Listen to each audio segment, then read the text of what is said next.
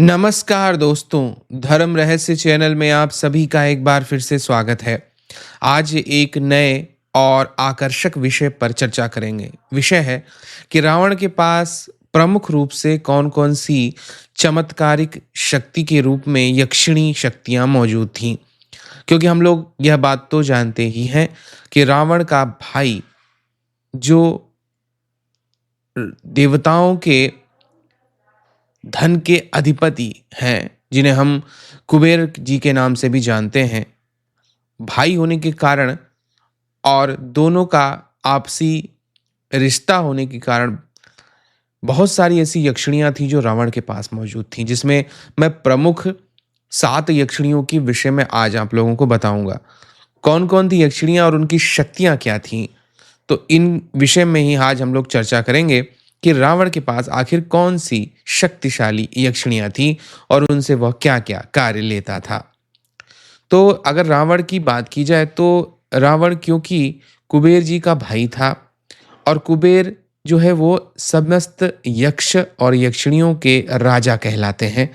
इस वजह से बहुत अधिक शक्तियाँ रावण के पास भी मौजूद थीं और रावण क्योंकि इनको सिद्ध करने के बाद और इन शक्तियों को केवल मंत्रों के माध्यम से अपने वशीकरण में लेने के बाद उसने इन चीज़ों का फ़ायदा भी उठाया था। तो इसीलिए उसने कुबेर से सोने की लंका भी छीन ली थी। यानी धन, क्योंकि कुबेर के पास सारा धन है, यक्षिणियाँ धन देती ही हैं, सभी जानते हैं। इसी वजह से रावण ने उसकी प्रमुख यक्षिणियों को भी और उसके धन को भी छीन लिया था। तो पहली और महत्वपूर्ण यक्षिणी थी रति प्रिय यक्षिणी, जो कि बहुत ही ज़्यादा प्रिय यक्षिणी मानी जाती है नए साधकों के लिए। रति जो कि काम शक्ति से जुड़ी हुई शक्ति है।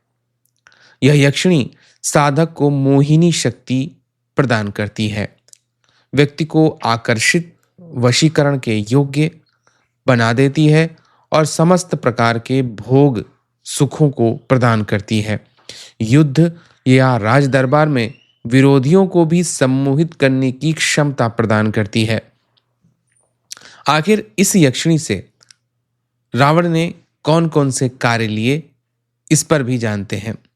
रावण ने इस यक्षिणी की सहायता से कई राज दरबार में जाकर वहां की राजकन्याओं और उनकी राजाओं की रानियों तक को आकर्षित किया था।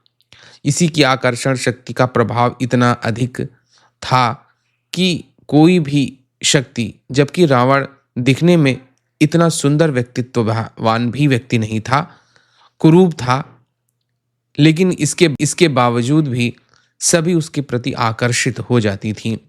रावण की चर्चा स्वर्ग के देवताओं के अप्सराओं तक में होती थी। तो इसी के कारण, क्योंकि इसके पीछे रति प्रिया यक्षिणी की शक्ति कार्य करती थी और जिसको भी रावण चाहता था उसको प्राप्त कर लेता था। और आप जानते ही हैं कि रंभा अप्सरा को भी जबरदस्ती प्राप्त कर लिया था रावण ने, रति प्रिया यक्षिणी की शक्ति के कारण ही। दूसरी महत्वपूर्ण यक्षिणी थी काम रूपा यक्षिणी। इसका अर्थ के अनुसार नाम है जिसका रूप काम के अनुसार बदल सकता है। यह यक्षिणी इच्छा अनुसार रूप परिवर्तन की शक्ति देती थी। कहते हैं इसी शक्ति के माध्यम से रावण ने साधु का वेश बनाकर माता सीता का हरण करने का प्रयास किया था। यह साधक किसी के मन में भी वासना जगाने की शक्ति रखती थी। इसकी इतनी अधिक सामर्थ्य थी, अदृश्य होकर अन्य लोकों में व्यक्ति प्रवेश कर सकता था। रावण ने कई बार इसका प्रयोग गुप्त यात्राओं रावण इसके माध्यम से बहुत सारे गुप्त कार्य कर चुका है, जिसने युद्ध यात्राओं और युद्ध नीतियों में विशेष इस्तेमाल किया गया। इसी प्रकार तीसरी यक्षिणी थी चंद्र प्रभा यक्षिणी। चंद्र तत्व से जुड़ी हुई, साधक को मानसिक शांति, चित्त की स्थिरता और अदृश्य ज्ञान की अनुभूति देने वाली चंद्रप्रभा यक्षिणी के माध्यम से ही रावण ज्योतिष और ग्रहों की विभिन्न स्थितियों को समझने में पारंगत हो गया।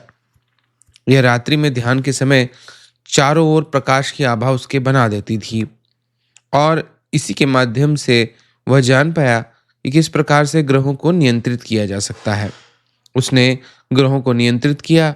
स्वयं उसके यहाँ 9 के 9 ग्रह बंदी बने हुए थे।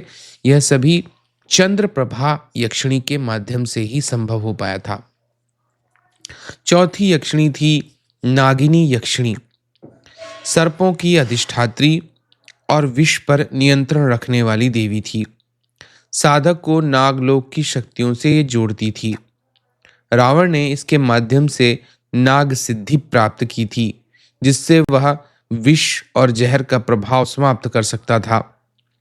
इसी के प्रभाव के कारण वह किसी के भी जहर से मर नहीं सकता था, जबकि बहुत से ऐसे लोग थे जिसे गुप्त रूप से भोजन इत्यादि के माध्यम से इसे जहर देने का प्रयास भी किया गया, लेकिन नागिन यक्षिणी की कृपा से कभी भी यह संभव नहीं हो सकता था। पांचवी यक्षिणी थी कालरात्रि यक्षिणी।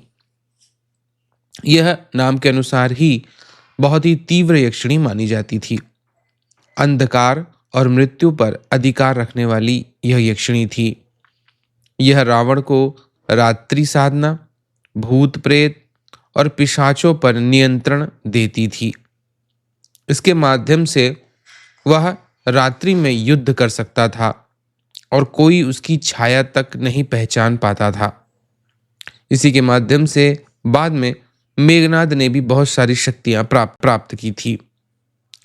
यह शक्ति इतनी अधिक तीव्र थी कि समय पूर्व की जो मृत्यु है उसको रोकने की शक्ति भी कालरात्रि यक्षिणी देती थी। कालरात्रि अपने प्रभाव में बड़ी थी तीव्र थी। इसकी सामर्थ्य बहुत ही ज्यादा थी और इसी के माध्यम से युद्ध क्षेत्र में अप्राकृतिक वातावरण पैदा करने की क्षमता रावण के पास मौजूद रहती थी। इसी प्रकार अगली यक्षिणी है भैरवी यक्षिणी। यह बहुत ही उग्र यक्षिणी थी, क्योंकि इसका संबंध भैरव शक्तियों से संबंधित था।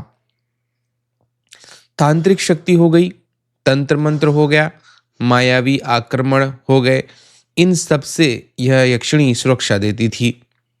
रावण की युद्ध कला और तांत्रिक सिद्धियों में इसका बहुत ही महत्वपूर्ण योगदान था। यह साधक को भूत संचालन, मृत संज्ञान जैसी सिद्धियां देती थी, यानी कि भूतों को अपने वश में करके उनसे कार्य करवाना और मृत जितनी भी शक्तियां हैं उनको जागृत करके उनके माध्यम से भी अपने कार्यों का संपादन करना। इसीलिए भैरवी यक्षिणी भी बड़ी ही तीव्र शक्ति मानी जाती थी। इस शक्ति के माध्यम से विभिन्न प्रकार के तांत्रिक सिद्धियों की प्राप्ति के विभिन्न प्रयोग और हवन भी किए जाते थे। भैरवी यक्षिणी भैरवी देवी की ही एक शक्ति थी, जो कि अजेयता और अतुलनीय पराक्रम प्रदान करती थी। इसी प्रकार सातवीं यक्षिणी थी मोहिनी यक्षिणी। यह रावण की एक विशेष यक्षिणी थी, जो उसकी राजनीतिक चालों में उसके उपयोग के लिए उसके साथ मौजूद रहती थी। किसी सभा या दरबार में उपस्थित व्यक्ति को सम्मोहित कर लेती थी, उसकी स्मृति को नियंत्रित कर सकती थी। इसके प्रभाव से रावण अपने विरोधियों को बिना युद्ध के ही अपने वश में कर लेता था। यही कारण था इस शक्ति का प्रयोग करके उसने बहुत सारे राक्षसों, यक्षों, किन्नरों, देवताओं इत्यादि को अपने वश में कर रखा था और उनसे वह मनचाहा कार्य लेता रहता था।